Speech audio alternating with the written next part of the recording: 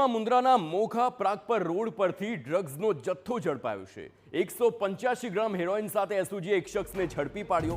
પંજાબથી આવતા ટ્રક ચાલક પાસેથી આ ડ્રગ્સ ઝડપાયું। 37 લાખનું હેરોઇન અને કન્ટેનર સહિતનો મુદ્દામાલ જપ્ત। 2 મોબાઈલ, ડિજિટલ વજન કાંટો પોલીસે જપ્ત કર્યો છે। આરોપી પાસેથી 1,59,000 રોકડા કબજે કરવામાં આવ્યા। આરોપી પાસેથી કુલ 1,58,79,000થી વધુનો મુદ્દામાલ જપ્ત કરવામાં આવ્યો।